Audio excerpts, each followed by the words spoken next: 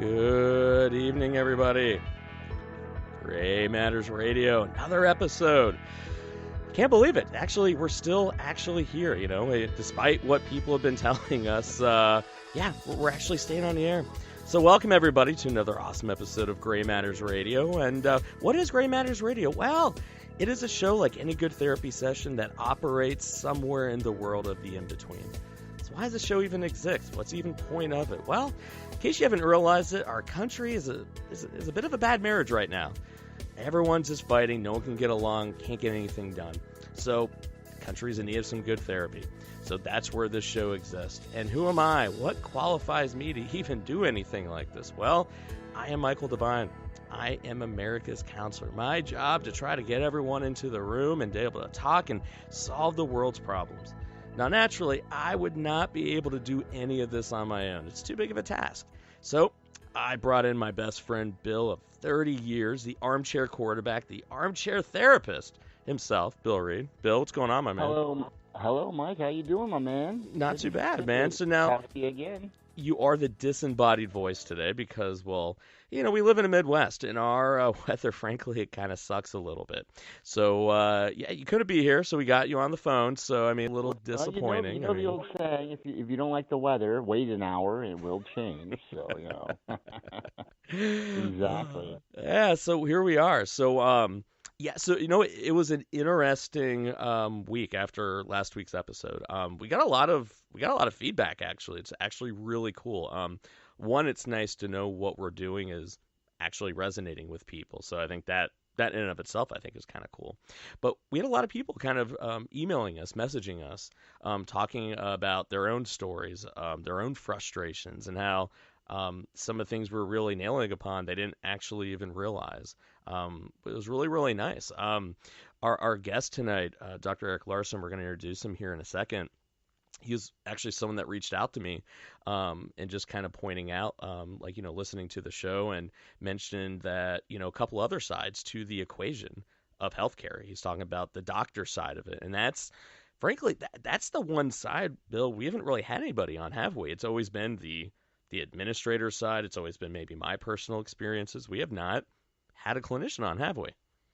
Exactly correct. And it's really good to get another perspective on this whole situation that we've been discussing here in detail. So it's it's very exciting to get another point of view on what is really going on with this whole mess. It's necessary. It's vitally necessary to get that other perspective because, as we were talking before we went on the show, we're not trying just to say this is what we believe and then just lock ourselves into it. We're legitimately trying to explore this thing from multiple sides so we can get a clear picture of what the hell's going on. I'm not going to lie. Tonight's episode I was a little worried about, and I'm going to tell you why. Basically, as a middle class guy, I think a lot of times because, hey, listen, you make it, relatively decent living, live in a nice, nice neighborhood. You got everything you should possibly kind of need. We don't make lots of money, but hey, at least we make enough money to provide, and we got insurance, which a lot of people don't. And so I think sometimes it almost feels like we're not able to really talk about, the things that bother us, the things that frustrate us, almost like because we don't have a lot of a hardship or an extreme hardship, we almost don't have the right to be able to talk about it. And I think healthcare is one of those. As a middle class guy, our insurance kind of sucks. It is a bit of a burden. Yeah. Our daughter had like a 2.5 day NICU stay. She didn't have to have any respirator or any real big interventions, but dude, she was in the hospital for 2.5 days, and we had like an $11,000 bill we had to pay off. Not even like, wow. Yeah, dude, not even, Wow. dude, I'm not even talking like, well, that's what it was before. No, dude, straight up, we were paying that off for a while. I had knee Of course, surgery. anybody would. Yeah, dude, I had knee surgery in June, where it was a meniscus surgery, and dude, it was like $2,000 before the deductible just for the damn MRI, and we still got random bills, $20 here, $40 I here. know. Isn't that funny how those we get those still to this day where like you think everything's paid off from a medical visit or surgery or take your pick, and all of a sudden you go to the mailbox and you bring in the mail and you're like, wait, well, here's another bill for and then take your pick, $385 or $642. And you're like, wait a minute, they just keep rolling in from everywhere, don't they? Yeah, it does. And so, I mean, then our daughter, she has it's like this reactive airway disease, and it's kind of like asthma, but they can't quite diagnose it. And we found like one medication at work, they didn't want to prescribe it. We take it to the pharmacy, and they're like, well, it's not a preferred medicine, and they don't want to cover it. And literally, so we had to sit there and go through the trouble of going through another medication, and literally, she kept getting sick every 2 weeks. Yeah. I mean, it was just like, why are we taking out of the hands of doctors? And then the one medication was on back order. And I mean, literally, the news the other day, I was hearing about there's a medication called Buspar. It's a very unique anti-anxiety drug that pretty much one company basically makes, and they shut it down because I guess one was a profit issue, and the other was just I guess some of the facilities weren't up to par. So we got all these issues that, yeah, I mean, we don't not have insurance, but nobody is talking about why our insurance is so expensive, what they're doing for us. It seems to be Obamacare really didn't affect any of us at all. Right. Not really. And it's just, and don't even get me started on the mental health aspect we're going to talk about next week with insurance, but it's just... There's a lot of things wrong, and no one's talking about us. And once again, just because we have insurance, I shouldn't be afraid to talk about it, but it does bother me a lot. So what they do kind of shame. Not, I mean, some people will kind of shame you as well if you bring it up, saying, "What's your problem? You have insurance, or blah blah blah. You make a decent living. You should be able to afford this." And like you said, I mean, healthcare is just pretty darn expensive. It doesn't matter who you are, unless you're the 1%. I mean, it's $7,000 bill. I know, and so it's just, yeah, it's there's some major problems, and I feel like this is one that we have to dive into a little bit. And so I think tonight we got a great panel. So I'm gonna first introduce my dad, Richard Devine, the professor. He's been with us since the beginning. One, he's my dad, so he kind of has to. I mean, it'd be kind of a dick move if I go, hey, Dad, can you be a guest on the show? And he said no. So he's been here since the beginning. He was a former chief resource officer of Mount Carmel Health and VP of supply chain. 15, 20 years what of experience in consulting a supply chain. So obviously the guy knows the supply chain, right? So Dad, welcome as always. Thank you. And so now tonight's special guest, Dr. Eric Larson. Dr. Larson, he's an anesthesiologist in Michigan, private practice, also host of the podcast, The Paradox. Now, I'm not going to lie, Dr. Larson, first of all, how are you doing? You there? Appreciate it. Dr. Larson, I first have to admit, all right, the name of your podcast is pretty darn awesome. I'm not going to lie. The Paradox, that is pretty cool. Who came up with it? I'm just because that is damn catchy. I'm sorry. So I have the problem. I tell far too many puns, which my kids will be the first to admit. And so it's just a play on words and paradox. Unfortunately, actually, because it's Paradocs, which is, I think, clever since I always have just another doc and we just talk about various issues. It turns out that if people try and search it, they're not spelling it correctly. So, and it's also one that I'm not the first to come up with. I launched a podcast, and I've probably ran into 3 or 4 people, other docs, like, oh yeah, that's what I call my boat, or if I ever had they'd all come up with the same name. So anyway, but I thought it was unique and then also the domain was taken, so I had to do it theparadox.com, but it still worked out fine. So what actually made you start your podcast? Because I know I wanted to do it for a while, but I'm not going to lie, I was really scared, especially the topics that I'm going after, because as a clinician in private practice, it's like I always prided myself as a counselor to not bring in politics and let my opinions be known. It was always a running joke. People would always laugh when they asked for my opinion because they know I would never give it. And so it took for me a while to be comfortable enough to get to the point in my career to where I felt like I could do it now. What drove you to that decision to start doing a podcast? Unlike you, I've had no trouble giving my opinion to people when they ask in the OR. I've always been sort of interested in politics. Unfortunately, I ran for state house and nearly won in 2010. Oh wow! Awesome. We call it the near miss in my family. So, fortunately, I was able to stay in practice. I was listening to podcasts for a while. I used to listen to the radio and just kind of regular talk radio or whatever, because I listen to plenty of music in the operating room as an anesthesiologist. So the last thing I need to do is listen to more music when I get in the car. So I'd listen to the radio, and then eventually I discovered these podcasts a few years ago, and I could listen to whatever I wanted, specific subjects, whether it's, we should say, basketball or on religion or politics or, whatever. But I wouldn't have to listen to the commercials, and it could be focused on, a certain topic. And after about 2 years of that, I thought, I've got some pretty interesting, I think, takes on medicine and politics. I have a unique perspective as a physician. Maybe I could do it. And I looked into the cost, and it's fairly inexpensive to do. It just takes some expertise as far as figuring out how to edit. And, my creation of a website took forever. But once I figured out sort of the logistics of it, it was pretty easy. I had about 3 episodes in mind, and then I didn't know what I'd talk about after that. I just finished recording episode 35. So I've managed to come up with more topics, because it turns out there aren't just a few problems in medicine. There are quite a few.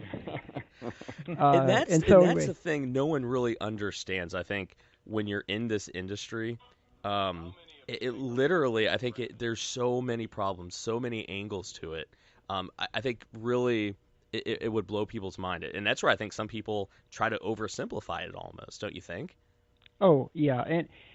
And I would say, so my podcast focuses on, it's geared towards both clinicians and non-clinicians. So I try and, if I have someone go a little too far in the weeds on the technical basis, I try and bring it back, because I want to have physicians, because we call from all sorts of different specialties, and so I don't know what's going on in the primary care range, although I'm married to a pediatrician, so I know somewhat what she's facing. But it's easy to just be kind of lost in your specialty and not really know what's going on in the broader market. And physicians are generally pretty stupid about a lot of things, and because they kind of just hunker down and do whatever their thing. And so it's good to kind of have a better feeling for what you're facing and why you're experiencing problems, and then it helps the layperson. And I really don't use that in a disparaging way, but just the people who not really don't have a hand in medicine, right? Sort of understand what we're facing and why it's so difficult for us to deliver that care that's so frustrating sometimes. Because it turns out, not surprisingly, my healthcare sucks too, as far as insurance. And I deal with the same problems. You're not the only one? No, it turns out. And it's funny, because we had a friend of ours whose husband is a teacher, and she was talking to us one day, and she's like, oh, well, you guys, you got it made because you've got great healthcare. I'm like, my healthcare is worse than yours. You're a teacher. You actually have really good healthcare. Mine's I don't want to say it's horrible, like I can't get care, but it's not like it's inexpensive. It's not like I don't deal with the same problems with copays and all that other stuff. So I can relate to a lot of those things. But this is hilarious. Seriously. So we have Dr. Larson who going, my health insurance isn't that good. Dad, you're retired on Medicare. Is your insurance any good, really?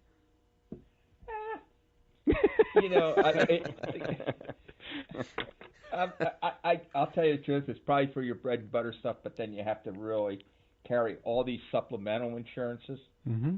That from different plans on how much you can afford. You just can't go Medicare alone, or it'll break you. You have to carry the supplemental. So it's there, but I wouldn't put a big star on top of it. Let's put it that way. And the drugs are basically your maintenance type drugs. You have to take your book with you from your drug plan to make sure when the doc prescribes that the drug's going to be covered, which is 9 times out of 10 it isn't. not. Right? Yeah, of course it's not. So Medicare, no. Dr. Larson, no. Bill Reed, is yours good? Would you say you like your insurance? Do you think it's good? Well, I can tell you that what's offered through my work, and I don't have it. I actually have it through my wife's work because her insurance is better. But my understanding is the one that's offered at my work is not the greatest, and not to put that down, but that's what other people have told me. But the one we have, I don't know. I wouldn't say it's terrible, but like Dick had said there, I wouldn't put a star on top of that either. And if my wife was here, she would definitely tell you the same thing. I would imagine. And that's where it's like, where's this?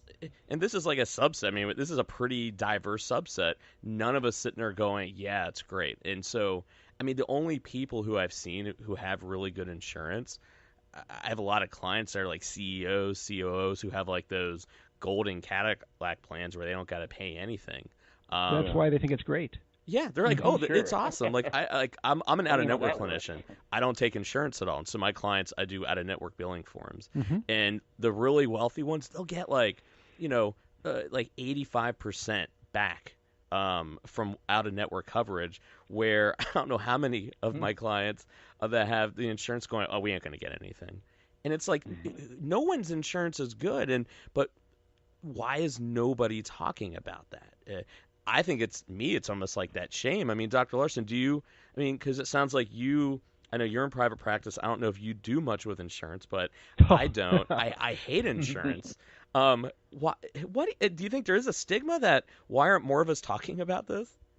Well, I mean, let's just back up a little bit because the Affordable Care Act or Obamacare passed, was that 10 years ago now? I can't remember exactly when it was. It was the day after my birthday. I remember that.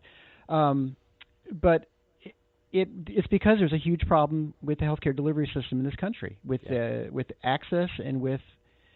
And I think I'd say more specifically, do I think I have access to healthcare? I mean, I can get care. Yeah. But it's really expensive. It's far more expensive than it should be. I mean that's why it stinks, and that's why people who don't complain about it, it's because they're either not paying for it, or there are people obviously who have trouble getting access to certain parts of the care, or have to go through, a giant algorithm to get see four specialists before they get a medicine or prior authorization. But I don't think people aren't talking about it. I think people are they're just sort of trying to figure out how to solve the problem with the way the current state is, and that was what the Affordable Care Act was, right? Yeah. You had a delivery system which required insurance coverage, essentially, to deliver care, and it wasn't working, and so we thought we'd just double down on that, right? And add some more. Maybe if we just had a couple thousand more pages of regulations and rules, we could solve those problems. And I think we've seen that that's not the case.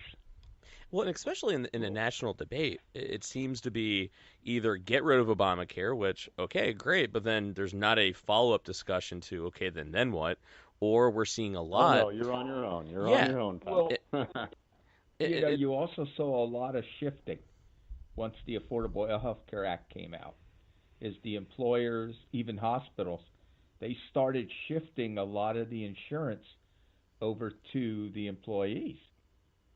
Because there was the one issue, and I can't remember what it all was, but there was the one provision to where the employer could be taxed or fined or something of that nature if he was offering what they consider to be above standard health care. The Cadillac plans, right? To the employees. Yeah, the Cadillac, that's what it was. Mm-hmm. And that basically the employers and everybody saw that as a way to cut down what they had to put in to increase their bottom lines, that they started saying, we're just offering the base packages, and we're going to start doing a shift so that, the responsibility was now you were going to have to pay more to access less. And that's been going on. I mean, even with the affordable health care going, is places will offer you the insurance, but it's been basically pared down. Oh, it has. Yeah. And you also, I remember I worked for an insurance company for 6 months as an intern. I did a lot of like process improvement with a case management program. And I remember there's a good colleague.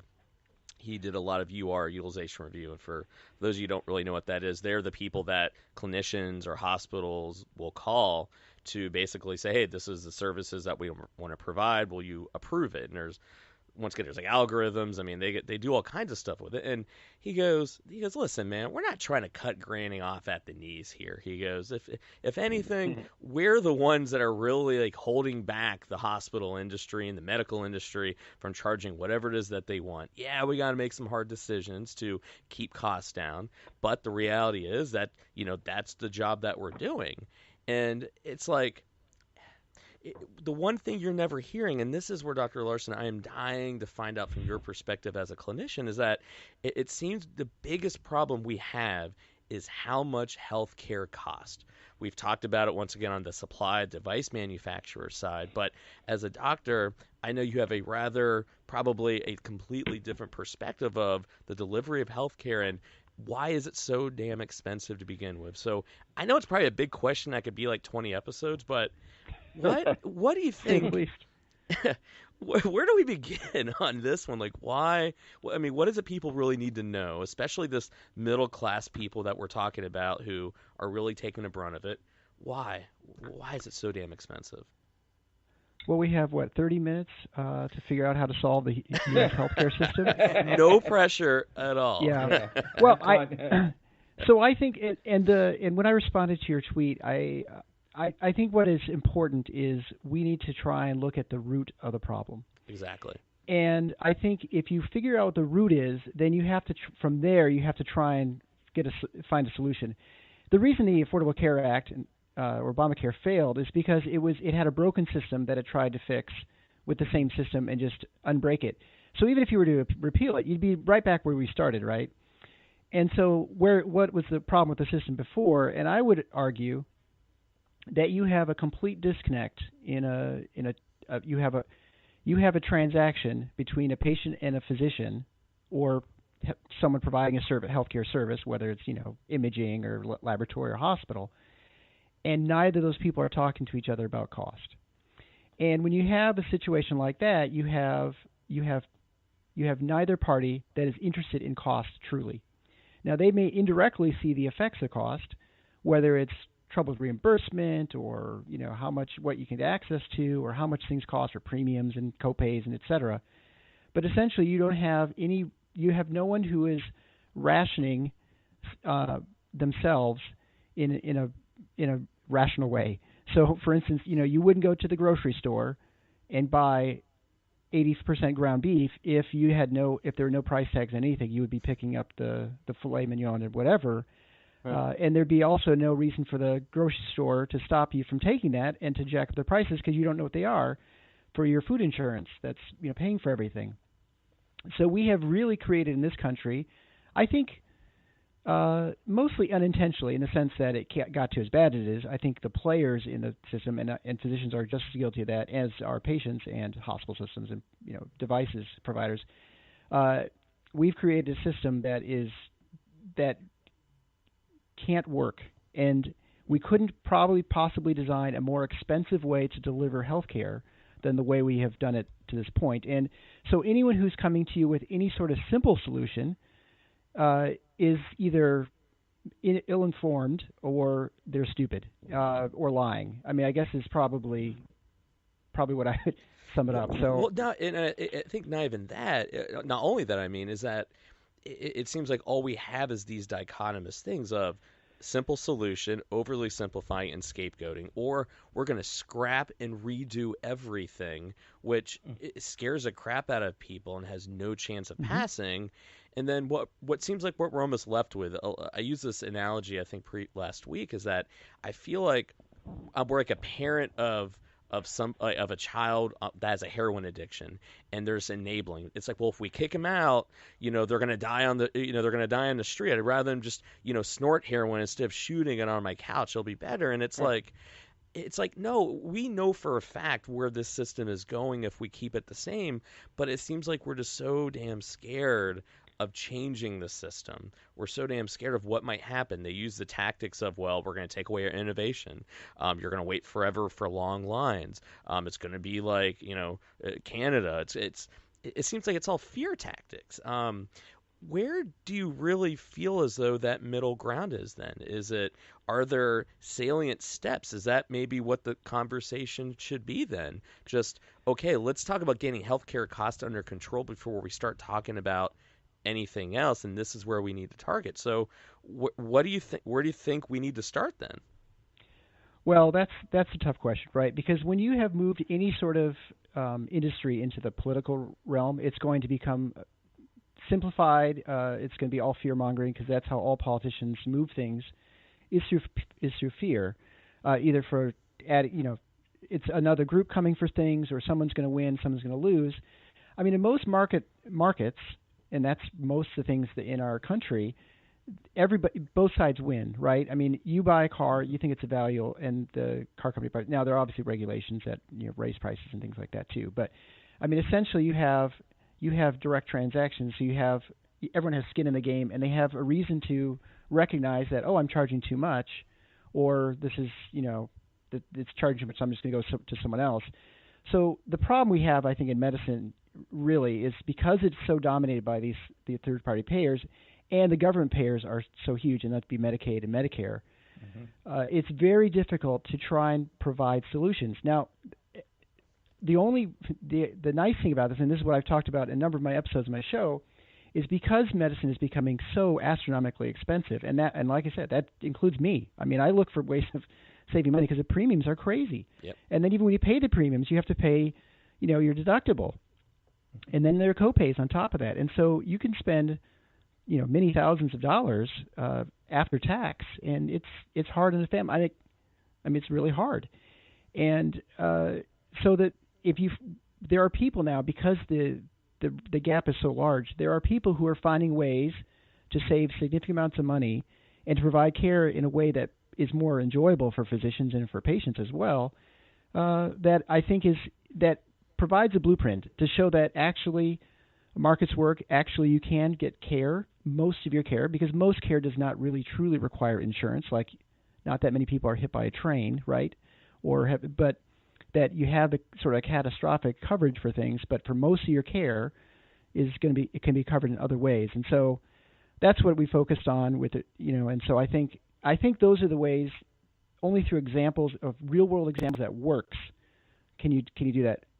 And I mean, I could give you a couple right now if you're interested. Yeah, because I know one thing. Like, I don't know if you have a lot of experience. I'm seeing a lot of doctors kind of taking this responsibility in their own hands, where it's a lot of the membership-based preventative care, right. The concierge medicine, where it's so far cheaper for the patient, and the doctor is making a good, solid profit. That model seems like everybody wins, at least on the preventative care route. Yeah, and so there's concierge, and most people have heard of concierge medicine. There's also something called direct primary care, and there's sometimes the terms are used synonymously, but they are probably, if you talk to people who are direct primary care providers, they would say that it's different. And I would say the difference with a concierge medicine would be someone who is providing 24/7 access to a physician, unlimited visits, usually just better access to a clinician. And that's in addition to your premium on your insurance. A direct primary care is someone who said, I'm just not even going to be part of this third-party system.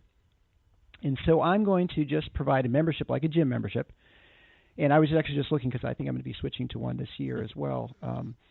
But it's like $50 to maybe $60 a month, 24/7 access to a physician, usually massively discounted medications, massively discounted imaging, massively discounted medications, and you have probably a clinician who's now can sit down and talk to you for an hour if you need to.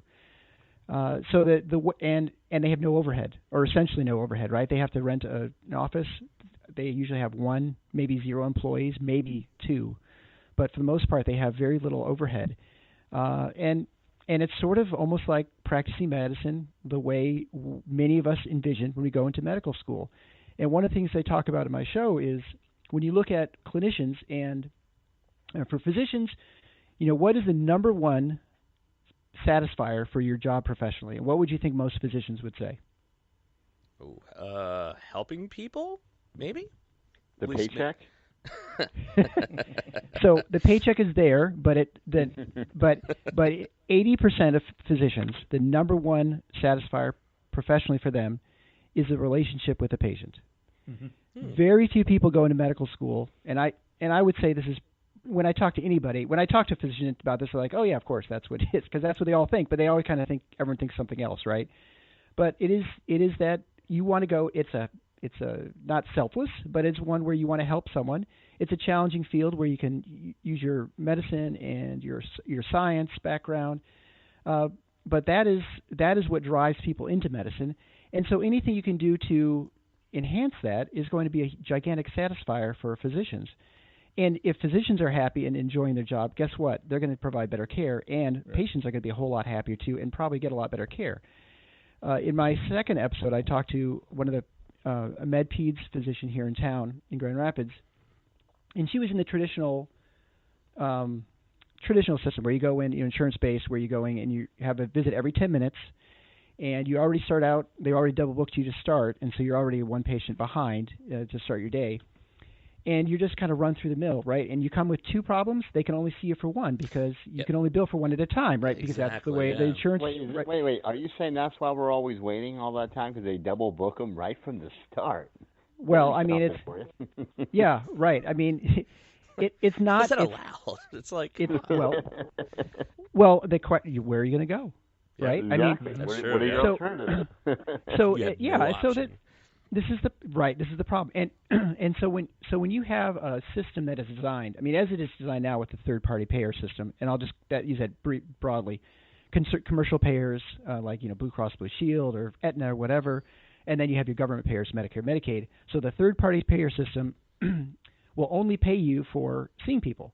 So if I take care of your problem over the phone or through an email, like, oh, you took a picture of your skin infection or something, I'm like, yeah, that's not a big deal. You just scraped yourself or whatever. I don't get paid for that.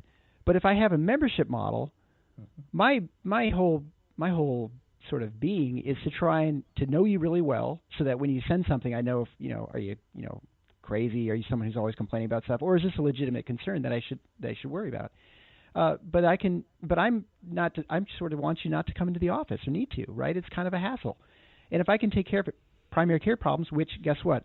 A lot of primary care problems don't require you coming in to get seen. Absolutely, yeah. And so if I can do that, then I've made everyone a lot happier, right? And I now can see 8 patients a day. So as a clinician, I can sit down, I can spend 45 minutes with you and really get to know you. We might talk about your kids, your family, and then I'm going to know you really well. And also in most states, I think 44 states or so, I think. You can dispense medications. And so most of these direct primary care, as part of their benefit to seeing them, part of their membership benefit, is to provide wholesale prices on medications. So, for instance, I can give you lisinopril, which might cost you $5 a month, and I can give it to you for 25, 30 cents a month supply. Not only that, but now I know when you're coming in for refills, if you're not coming in often enough, I know you're missing doses. Or I could say, you should have been here before. And like, oh, that was a twice-a-day medication. I thought it was once.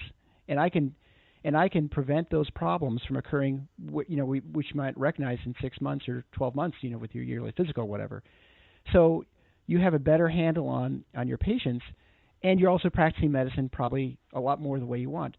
Other DPC docs, they do house calls. And I talked to a pediatrician that's where he sees all his patients. He doesn't even have an office. Wow, he just does house calls. And he's in the metro New York area. I didn't know that was still a thing. Yeah, and I'm he loves shocked, it, right? Yeah. He loves it because he can go. He's taking care of kids. Now he's charging. I'm trying to remember. I mean, all these prices, of course, online because it's just like any other sort of shocking. Their prices are actually listed. It's like $70, $80 per person or something per month, and then add kids, you add like $15 a month or something like that. So it's a little bit more expensive, but he's coming to your house. Your kid needs a 5-year well child check in your house. They're maybe in their room or wherever that's comfortable for everybody. Kid doesn't have to go into the office. You're not sitting in a waiting room with a bunch of sick kids. Brings a vaccine with them maybe or whatever, and just takes care of everything like that. And then most things you can be taken care of over the phone or whatever. And again, if it's urgent, they're not going to the office anyway. They're going to the emergency care room or the urgent care. But these docs will sometimes do laboratories. And to your story about the knees, and coming up, I'm going too long, but to your knee surgery, this doc here in Grand Rapids, MRIs are, I think she was getting them for $350. That includes the reading. Wow. So that's. Well, this is what's crazy to me is that it seems like when the motivation by PCP doctors and direct care doctors is, I want to spend more time with my patients. I want to take control of my own destiny and almost get out of the system and almost be the supplier, on the supply chain where I can offer these discounted prices. Now, Dad, I'm curious to get your thoughts on this one, because one of the things that we were talking about in one of our episodes was on the hospital side, where a lot of times, like, well, how many people are you seeing? Well, if you're not going to see that many, we're not even going to sell this to you. So would this even fly at the hospital level with what they're doing on the direct care level? I have heard in driving, especially in consulting, I heard a lot about the concierge medicine concept, and I actually did think to see how that would work at a hospital, with the fact that once the doctor, then how's that referred into the hospital. But, what you were saying, doctor, I heard on so many occasions from the physicians, why does the hospital require me to have so much paperwork? Why am I so bogged down in listening to guys like you when I should be sitting there with my patients? He goes, you take away a lot of quality time. The other part is why is there so much paperwork that is being required? I have to keep so many people off of staff just to keep up with the paperwork and all that. And that's the thing, when you take away that managed care aspect and that paperwork, that's why I don't do managed care. They tell me how to do my notes. I need to hire somebody to make phone calls and do UR. I mean, you're right. I mean, I imagine that has to be a big part of it. But I also imagine in the same breath, though, it's how much does greed play into it? Because it seems like you would make a lot more money the other way. I mean, is that the main difference? Is a hospital's main goal to make money versus direct care doctors and more clinicians are more about, serving the patient? Well, it's really it's I don't know. I used to sit there and become a little cynical on it, but I used to sit there in the C-suite, the finance, and all that. And what's the first thing that starts happening? Where our business is slow, we're not making any money. Well, the key being is this: are the doctors doing a great job of keeping the patients away from the hospitals? Or are the doctors, are the patients, because of managed care contracts and all that, they have to go to the other hospitals? But unfortunately, hospitals make money by having sick people go through the system. And if there was anything designed to keep them away from the hospital, then they're going to look at it and saying, well, we can't length of stay. Well, we have to reduce length of stay, and that means, you're going to lose money because instead of keeping them 5 days, you're only going to get paid for 3 days. Or if they get an acquired infection in the hospital, we're going to assume those costs because they came in healthy and now they're sick. I was sitting there just listening and all that, so I'm wondering how that would work, on a hospital level. I mean, yes. I mean, Dr. Larson, I mean, is it possible to do it at the hospital level, or is it more kind of like what we're seeing with outpatient surgery centers? Is it more doctors just need to get into the hospital business? And I bring this up because now I was in Dallas for several years. I grew up here in 2003, moved down to Dallas for grad school and recently moved back up. And now there was a big thing. I'm not sure if it made the news up here. It was called Forest Park Medical Center. And so it was basically a group of doctors who had this idea of, listen, we want to provide concierge medical care to our patients. We're going to own the hospital. It's going to be us. We're going to be in charge of it, literally on the surface, to where we're going to be in control of all of this. And we can bring our costs down. We're in control of our own destiny and everything. Now, the thing is, though, they started when the costs are astronomical, and they started getting into practices. They're a lot more bariatric doctors, and so they started basically doing 2 and 3 surgeries, basically almost tandem back to back. They were having residents doing surgeries that they shouldn't be doing.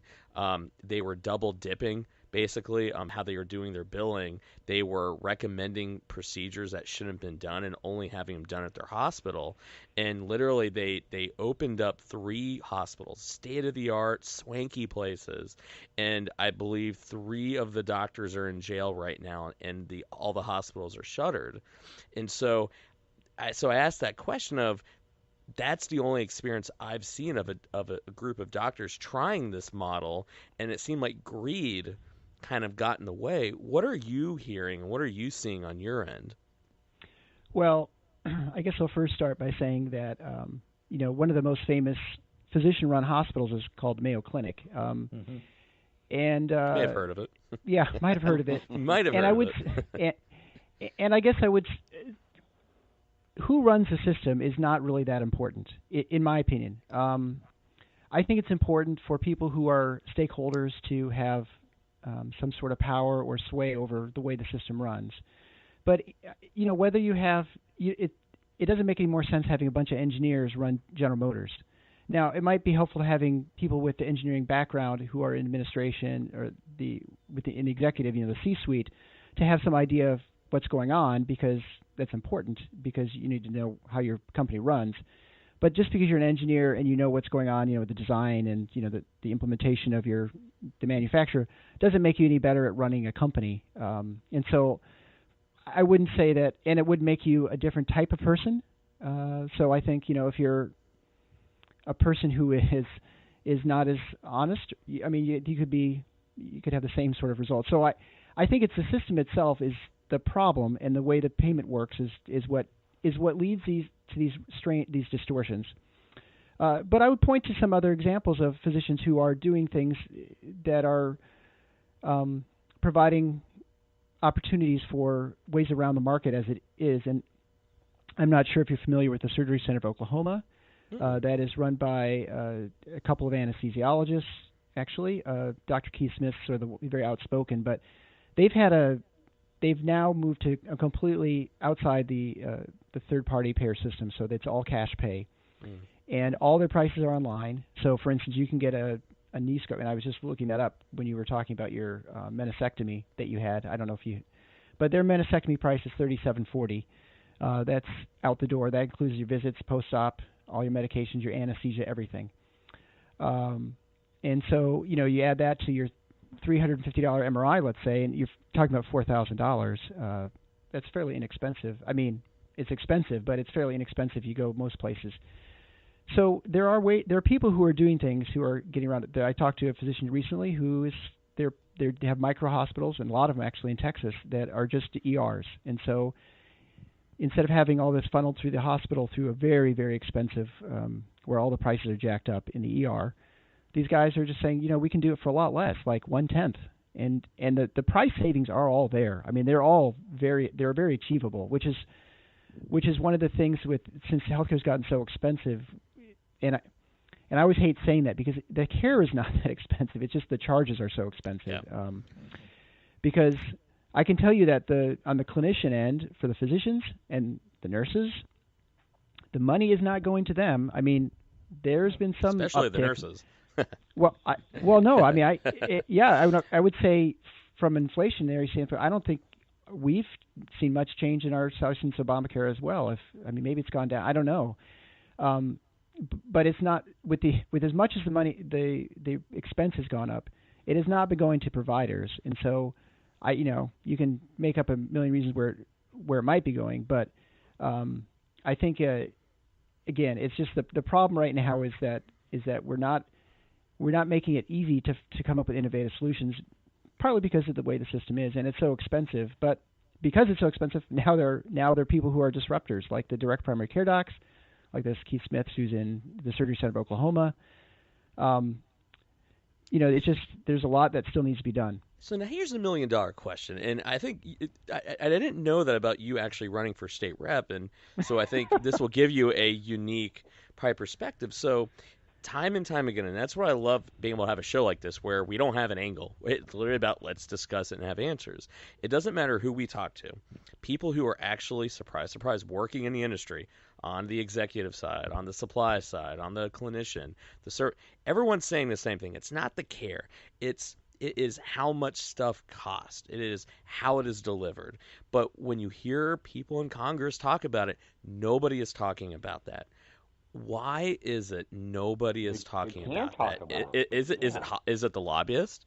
Why is it our Congress? If the answer is so obvious of where the problem is, why is it like less than 5% of the discussion is on that. Is it a lobbying thing? Is it that's kind of the way they want it? What is your thoughts on that one? Well, I mean, I think you're right. I think the lobbyists control it quite a bit, and I think with fear, you can convince voters and constituents to not really look for the real answers, because the real answers are very difficult. I mean, basically, I'm telling you that the best way to fix the system is to drop some napalm on it and start over. And that's one, as you said, is untenable. People are not going to be accepting of that. The only way you can do that is if you somehow allow these innovative ways, disruptions, to bubble up, and people say, hey, that's actually a much better way of doing things. And it takes care of itself, basically. It does, but as you try and fix everything with the same solutions you've been trying for the last 40, 50 years, you're going to distort the market even further and make it even more difficult to get to the solution that's going to work. Whether it comes to drug shortages or, I mean, there's so many problems that it's very hard for a politician to even, because if you're trying to write a law, I mean, what do you write a law about? I mean, you need to fix like 100 things, and you can't. It's hard enough getting one thing fixed, or make one change. There are lots of stakeholders, and they all have, whether it's the hospital lobby or the pharmaceuticals or devices or the AMA or whoever, they all have a stake in keeping things the way they are, because everyone's afraid that it's going to get a lot worse for them, and for some it would. And that's where I look at what is the role of government. To me, I look at Congress and the government are like referees in a football game. You call everything, you stifle the game and make it unwatchable. You don't have any referees. Guys are getting their heads taken off and careers ended. So I look at their job is to make sure things are being played fairly, right? And so that to me is that maybe what does that even look like then? I mean, because I know all we hear about is, well, in Europe, they're paying less for the pharmaceuticals. In Mexico and Canada, they're paying less. And so is it like, do we put cost caps? Do we have some metrics, some ways of figuring out how much things should cost? Is it investigating when there's gouging? One of the ideas that I had was, and this might be the dumbest idea in the world. I don't know. I'm sure Dr. Larson, you'll tell me. But I look at it in an emergency. They have systems in place to where there's a hurricane or a natural disaster. Literally, they have ways of identifying when there's price gouging. And you can't price gouge for something that is a national emergency and necessary. Healthcare is about saving people's lives and keeping people healthier. Wouldn't that even be a place to start to see where pharmaceutical companies are maybe gouging stuff? Maybe it's in what hospitals or device manufacturers are charging. Is that even a decent place to even start?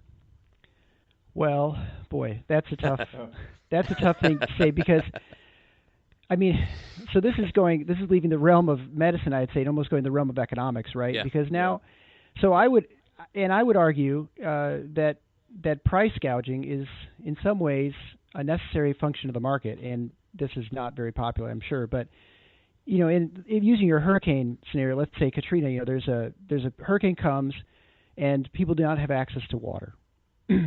So what naturally happens is a limited supply of water that's available locally. And so what happens? Well, if you're a store, you raise the price of the water, or plywood or whatever it might be, that there's a shortage of.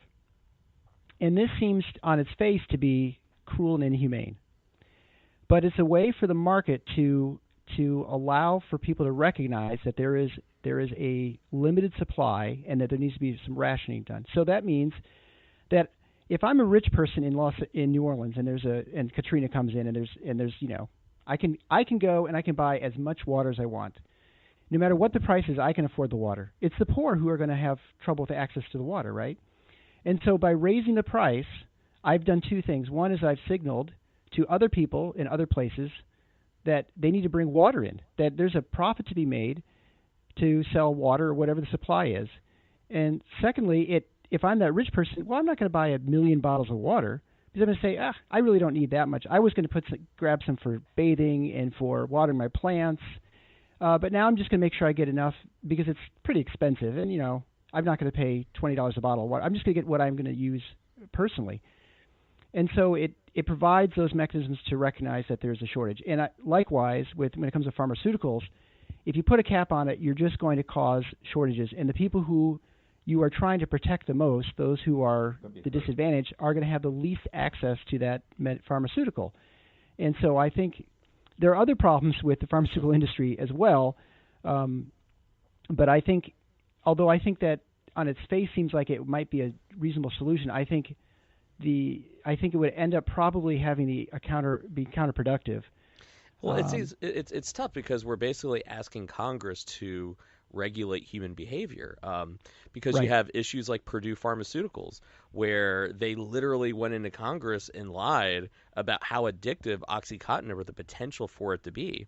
And then literally then they were using their metrics, which were totally illegal, to target the areas that they should market to. And mysteriously, there are the places like West Virginia and Tennessee where the opiate epidemic ravaged. And then literally in the midst of the opiate epidemic, they were having internal discussions then trying to figure out, well, how can we then start marketing our opiate treatment medications at the same time? And so you hear things like that. And the only reason they came out was because a judge decided to unseal the civil suit, basically, for them getting sued. You hear stuff like that, and it's like, how much is enough? I mean, I have clients that are literally biopharm people. I mean, literally high ups in biopharm, and we've had very frank discussions. And they're just kind of like, well, the reality is, he goes, even if you thought that was wrong, raising the price of insulin, raising the price of epinephrine or whatever it might be, he goes, the reality is that you have a duty to the shareholders. And if you don't do what's best for the shareholders, you're going to lose your job. Not only that, you're going to be in breach of contract, and potentially you can get sued. And then you're not going to be able to work in this industry ever again, because who wants to hire a CEO that makes a decision that's not best for the shareholders? And on top of that, and on top of that, we're just going to fire you and bring somebody else in that's going to do the same damn thing, so you don't win. And that's sobering from an insider at a biopharm company. One who I wanted to come on the air that flat out laughed when I asked to come on the air. But he goes, that's what you're dealing with. And he goes, how are you going to regulate that? You can't go against economic theory, he said, because, and I think Dr. Larson, you nailed it. You're talking about supply and demand, the very essence, the DNA of our market, of our economic system. I had one person say it's kind of like, working on a brain tumor, and it's enmeshed in the blood supply and the healthy tissue of the brain, and you just can't rip out the tumor because you're ripping out the very essence of who the person is. And that's what we're asking Congress and everyone to do, is to operate on a living patient where the cancer is enmeshed with the very core of what makes the country successful. And what do you do with that? And that's, or I feel like where we're kind of at. But I mean, what do we do then? And I always put every one of my guests on the spot. It might be a dick move, but the way I look at it, there's too many podcasts, too many radio shows where all we do is we almost kind of get off on just how smart we are and dive into these problems and pointing the finger and whatever, but at no point do we ever sit there and just go, okay, let's take all this fabulous knowledge and let's actually come up with one salient thing, two salient things. If you were president, if you were some position of power to where, okay, there's a couple of initiatives that would be the start, the tip of the sword, basically, that would at least be the place where we need to go. And how would you sell that to the public? What would you pick? No pressure. Yeah. Boy, there's only about 100. So I think some easy things. You can do two if you want. Oh, I guess. I mean, it's our podcast. We can go as long as we want. I mean, exactly. As long as people are listening, right? So, I guess one easy one I would say for pharmaceuticals is you can eliminate a lot of the protections for the pharmacy benefit managers. So they have anti-kickback laws. They were exempted from that in 1987. I think the Trump administration is looking into this. But that'd be one way to do it, and that causes massive distortions in the market, which then causes drug shortages. And I deal with this every day, and this is why I talk to physicians about, because they're like, why do I not have lidocaine, or why don't I have saline? And why, what's wrong? Because there's not only is there not any saline, but there's not any for like 6 months. It's crazy. Well, as an anesthesiologist, you guys get hit the worst, right? Well, I don't know. Isn't there a lot of, like, you always hear about on the news, like, well, we're not able to use this anesthesia, so we got to use this, or right? No, that's true. We had a shortage of propofol, which is our main induction agent, and that's the medicine we use to put people to sleep with. And that was a shortage for probably 6 months. I was using propofol from, I don't know where it was from because I couldn't read the label. It was like, it was from somewhere in Europe, and I don't know where it is. Which the other travesty of that, too, is much like the person who has shortages and the rich person gets the drug. Well, we're a pretty rich country, so if there's a massive shortage of some drug worldwide, well, we're getting it, but guess who's not getting it? The poorer countries in the world, and so they lose access to those medicines.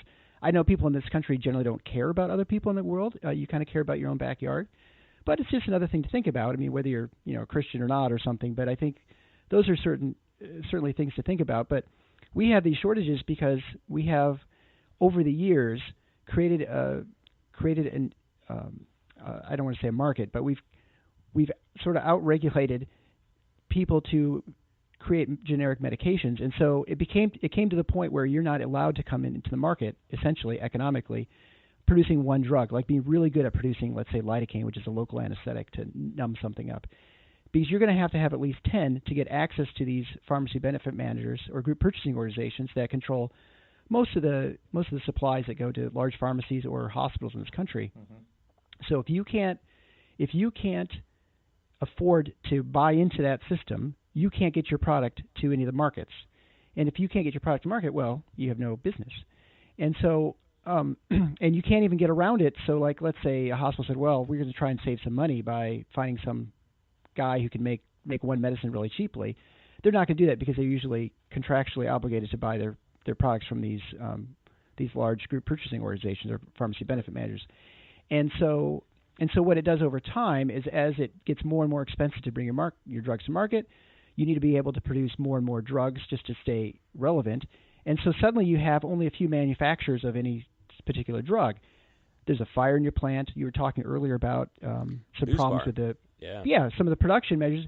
And now there's no one else who's making this who can't just like suddenly ramp up production, right? It takes months to get that working. And so now you have a situation where there's just not any drug. It just doesn't exist. And so we have, in no other industry can you imagine in this country, I mean, just try and imagine, would you have this shortage where you get these shortages for not just like 2 weeks where like the hurricane rips through and like, okay, we don't have any lumber and then we just ship it from somewhere else. We're talking about nothing for 6 to 9 months. I mean, that's insane. You never run out of toothpaste or toilet paper or anything else. I mean, every other product, food, I mean, everything we have and we have access to. Yet for some reason, pharmaceuticals we don't. And it's because we've distorted the market so significantly that we've made it impossible for people to enter the market. So I think that's one thing I would do. That's not going to solve much of the healthcare system, but that solves a little bit of it. Well, I heard that, and that's what you're talking about is also what my biotech client basically talked about was he goes, man, like, he brought up the whole point. He goes, really? He goes, generics are, they bring prices down, but the problem is, though, they bring their prices down so much to where then we still got to charge a higher amount just to make a profit. Then it becomes them as not really even profitable. He goes, so generics, even though they technically may bring costs down, if there was really only one, he goes, we'd all be charging a hell of a lot less because we're only one making money. But he then said, too, the cost to bring a drug from conceptualization to market is hundreds of millions of dollars, and the drugs that they're trying to develop right now, they're not working all that great. Like, was it Pfizer completely pulled out of Alzheimer's research when their models basically for their CRISPR research, and I won't get into the geek. Sure. I'm a geek when it comes down to biopharm stuff, but literally when their model only worked in mice and they started doing human trials and then they realized the model only worked, they spent billions on it, none of it worked, and they have zero idea and they pulled out of it. Like the Pfizer, one of the biggest pharmaceutical companies, goes, we can't do it. We can't afford it. And he goes, you're asking investors to pony up all that money on the hope that maybe there's a 5% chance it will work. And now you have DNA-based vaccines that they're all working on. He goes, that's why you got to charge that money. And it sucks. But I think what most people, Dr. Larson, want to know is America being ripped off, though? Because why is it that Europe, Mexico, and Canada are paying less for the same medications? Like, no one has really been able to give me a straight answer on that. That seems to be like, is there a reason why that isn't something we can do based on that?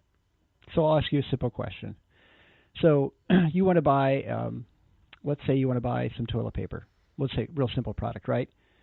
We're talking the good stuff like Charmin, like the. Or we're talking Charmin. We're talking high grade, double ply. The one where you almost sing as you're wiping your butt. It just feels amazing, right? They sing songs about it. They're bears and stuff. So, so you want to buy some toilet paper, and then you go to the grocery store, and they're charging $45 a roll for toilet paper. You want to spend and it. everywhere you go in town, it turns out everywhere you go in town, it's that price. And I mean, this kind of happens suddenly. In fact, you look online, you're like, I got to go Walmart or Amazon, and you can't find it for less than $45 a roll. So what would you do? Would you just decide to, buy a bidet and put it in your bathroom? I mean, that might be a solution. Depends, I mean, right? Yeah, I mean, I'm that's sensitive back there, So I mean, maybe the Europeans are onto something, right? Yeah. Or you might say, hey, I wonder how much toilet paper costs in Toronto or in Bangladesh or whatever, and just ship it over. It's got to be cheaper than that, right? You put on those container ships. So, I mean, I would say the first answer is, why don't you just get it from any other country in the world? I mean, if it's so much cheaper in Canada, why don't we get it from Canada? Well, people do. Yeah. I mean, illegally, right? Well, why is it illegal? Right? I mean, the FDA will kind of, we don't test it, and that's true. They may not test it. But I think it wouldn't take very long for people to figure out and have ways of testing, have outside party testing services to make sure they verify how good the medication works. So I mean, it's not like the solutions are not that complicated. I mean, we don't have a wall yet, so we can certainly get medications into this country, right? So I mean, I know a lot of countries have price controls, and so they don't allow the pharmaceuticals to charge a certain amount of money for the pharmaceuticals. So the pharmaceutical companies here in this country, they charge it more because they can, because we don't have an alternative or ability to get it from somewhere else. I mean, that would solve it pretty quickly. And either they're going to raise the prices in the rest of the world, which I don't care about that personally, or but they'll have to lower it here, right? Because they'd have to remain competitive. I guess a lot of our problems, and even when it comes to drug development, we have a lot of trials and things the FDA does that have not been proven to be very helpful. I mean, the FDA rarely finds problems with things until it's been on the market for quite a while. I mean, a lot of the testing is probably unnecessary. You're testing efficacy now, whereas you're not testing safety. I mean, the FDA makes the statement that they're always just testing for safety, but a lot of their tests are for efficacy, which means how well it works, and that's a really long process. It's really difficult, and it'd be easier just putting it in the market and finding out if it works or not, rather than having, because rarely is safety a concern, and they're usually found out pretty quickly. We saw with the Ebola drug, it was what, pre-stage clinical testing, and at the end they're just like, well, who gives a crap? Just get it out there. We need it. Mysteriously, It was pretty damn effective. Now I know there's some pretty wicked side effects to it, but it's like you do see where if they really want something to be fast-tracked, they kind of will. Well, but they don't. I mean, look at the what was the story with the AIDS treatments in Texas? The Texas Buyers Club or Dallas Buyers Club, right? Yeah. That's a great example of how the FDA really was killing people. I mean, you can say they were keeping us safe, but they weren't. There were thousands of people dying because they were unable to get access to these medications in this country legally. I mean, I don't know. It's hard sometimes to not look at the federal government sometimes and the regulatory bodies or Congress, legislators, as a little bit less like referees, but more like mob bosses, right? Well, there was that huge expose. Wasn't there a huge expose? It was on 60 Minutes where a lot of them basically, the second they get done at the FDA, then they go work as lawyers for the pharmaceutical companies. Oh, sure. And I mean, you're right. I mean, it does seem pretty damn incestuous. When you watch the commercials for you'll see around tax time, about 2 months from now, you'll start seeing all the people who are, I can lower your tax, I can get the IRS to settle for whatever, blah, blah, blah. And what is the thing they always say as part of it? I used to work in the IRS. I know how it works, right? And I mean, there is without a doubt. Yeah, I mean, but it's the same for every industry if you think about it. Anyone who's regulated by the government, no one's going to want to have a civil servant job where they're making, well, now maybe they would. They're making 100. They're almost all making six figures, but you can make maybe twice that if you're in the, I don't know, whatever department here and you're regulating, minerals and stuff. They either have to hire people who know what they're doing, which means you have to hire someone from that industry. So they're obviously going to be very partial to the industry itself that they're regulating, which means they're probably going to be soft on people who are their former employers, right? And especially if they want to have a job after they're done with their stint in the Department of Interior or wherever, they're going to want a job, and so they're going to want to treat those guys nicely. And so you're probably having people who are regulating who are not probably looking for the best interest of what they're advertised as far as and that probably goes for every industry, right? I mean, every department, every head of the Treasury is someone from Goldman Sachs, it seems, right? I mean, it's absurd. It doesn't matter what administration, what party, right? So I think oftentimes the notion of regulation as being a cure-all is probably not. It's probably not at all it's cracked up to be, and I think that probably exists in medicine as much as it does in any other industry. It's probably not unique in that sense, but we feel it every day because most of us aren't digging for gold in our backyard, but we're all getting health care. Yeah. Hey, Dad, I know we want to start wrapping things up later, but I think I heard one of you. Were you trying to get something in there? No, I was agreeing and all that because I remember when DRGs came out. When they came out in the mid-'90s, when all of a sudden I remember a doctor sitting alongside of me, and they were starting to explain what the DRG was going to be. It was the government's way of trying to make the charging system simpler to be able to help reduce costs. What actually is a DRG? I have no idea. It's a diagnostic rate. That's what they would charge on, that you would have to then give a code, to what were you treating that patient for, and then that DRG rolled up to a rate, what you were going to be reimbursed. And I always will remember something what he told me. He goes, "Well, you just skyrocketed healthcare costs with the DRGs." Mm-hmm. He said that is the regulation that. He goes, if this is the government's way of doing it, he goes, I'm going to tell you right now. Yeah, the hospital, you guys are going to have to start hiring lawyers. You're going to have to hire doctors to help you out with the rate groups. You're going to have to monitor. He goes, this is not going to help in any way. So why would they do something like that if everyone's looking at it going? It was the Clintons. I think it was during the Clinton when they came in to try to simplify Medicare, to try to save costs on Medicare by coming up with a rate group that they felt as though it would have a path. So as the patient was going through the system, you were giving him this diagnostic group of how you were treating him, that patient. And it was supposed to really simplify and help reduce the costs on Medicare. But your HMOs, everybody, third parties, now all went by the DRG. And, that then became there where consulting companies were going out and hiring from the government, from Medicare. They were hiring guys as they were retiring who knew how to use the DRG group to go in and tell the hospitals how to increase their revenue. Jesus. Because the hospitals were now losing revenue because they weren't really following, as the patient was going through the system, they could move into different rate groups. And so there, and then when I was there, when we were talking at the time when the medicated stent came out and all that, and Europe was already using the medicated stents, they just went right to it. And, one of the cardiologists we were talking said, Europe's already using the medicated stent.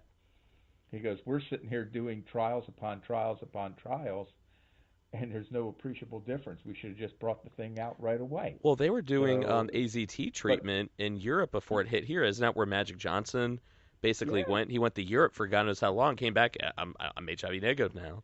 I think if he gets tested now, he comes back negative. And then you get into the point where tort reform is, the ability to litigate, to sue. There's a cost of, in the United States, we're one of the most, litigating country in the world when it comes to healthcare. So we add more and more costs into the system that has to be borne somewhere. And when you take a look at your TV, just watch TV in the mornings. Every lawyer in every world is if you had this mesh and you died, if you had this implant, if you took this drug and you died, or you had the whole thing is nothing but litigation in the healthcare. And healthcare is so susceptible for litigation because it's not like you're driving a car and the wheels fall off. The people die. They can be harmed by all of it. So that comes out and the courts award big money to it. So there's a lot of other elements that go on in the United States that do not necessarily go on in the other countries. To where they have it. So the cost of using those devices or those drugs is a little bit lower to the companies. They're less susceptible that they have to carry.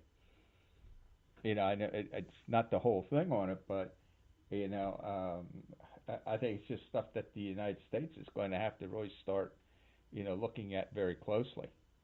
And I think if we're hearing a lot of what you guys are saying, there are some very clear areas we need to be targeting, and it just seems like there are actions that we can take, but once again, it takes people understanding and knowing where to even look. I mean, Bill, you're not in the medical industry. You're the one guy here. There's the one episode where it's well, I'm not in the industry, but you're a smart guy. I mean, when you're hearing all this, I mean, as a voter, as an independent, what do you sit there? What goes through your mind when you're hearing all this?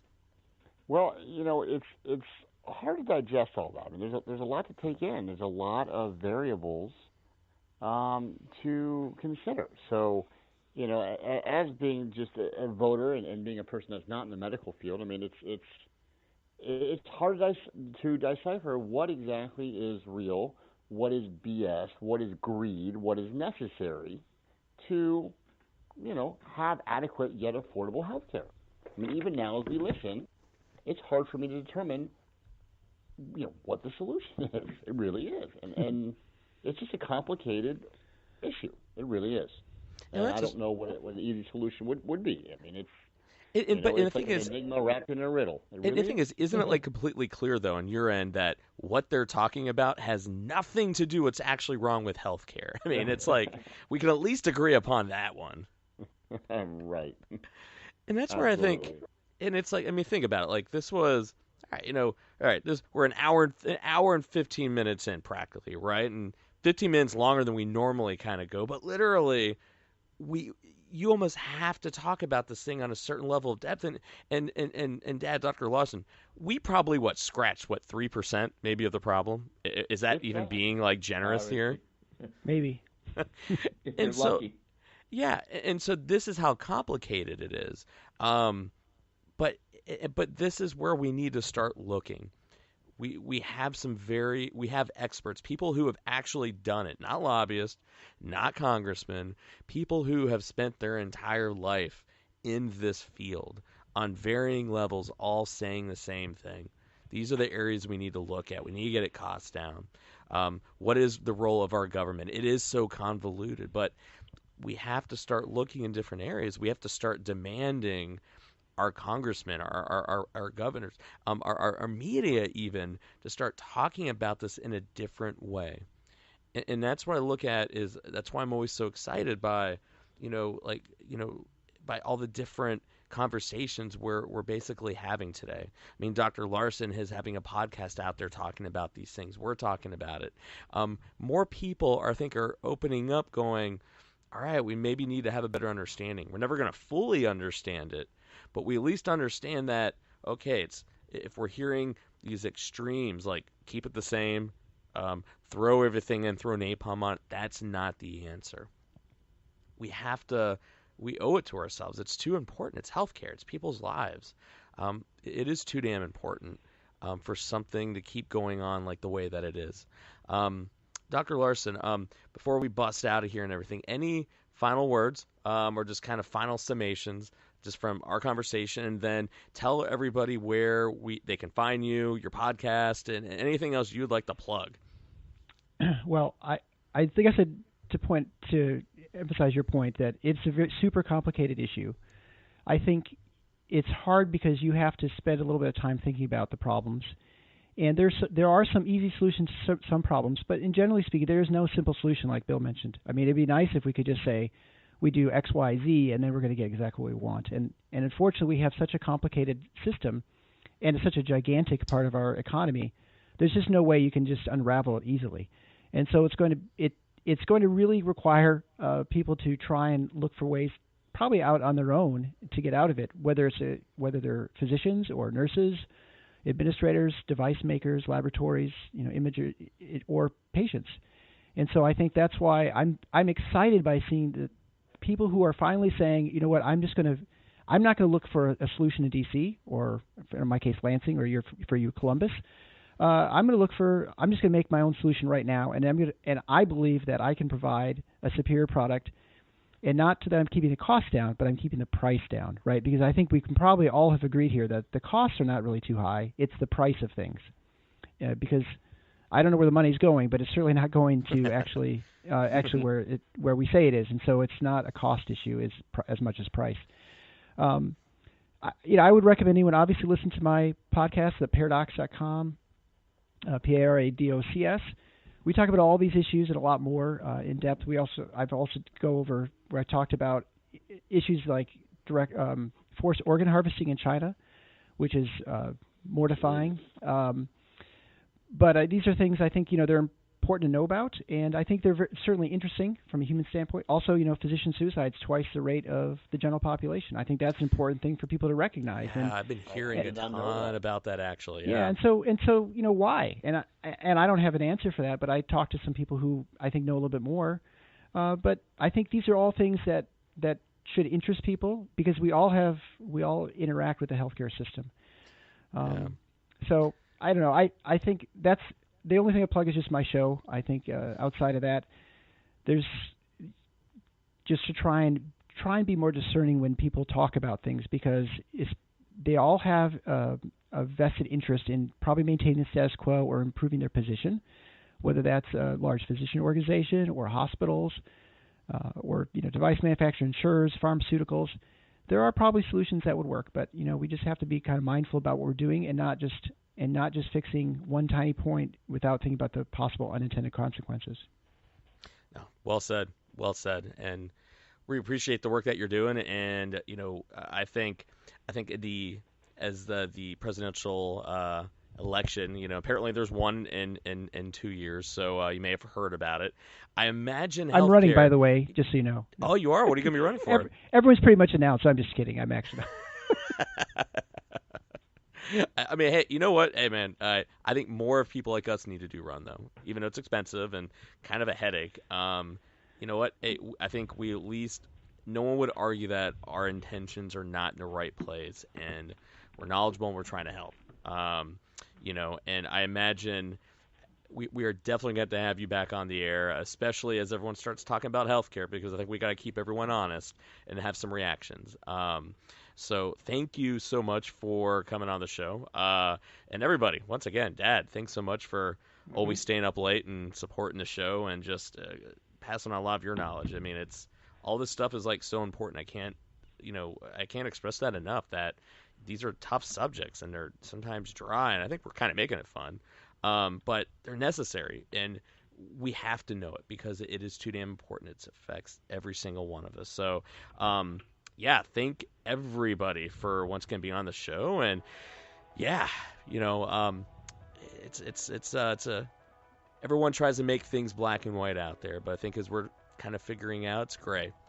All this stuff is gray, and we have to keep it in the gray, and that's what this show is about. So on behalf of myself, Dr. Larson, for our guest, Richard Devine, the professor, Dad, Bill, the armchair quarterback. We can get Bill at thearmchairquarterback.net or .org.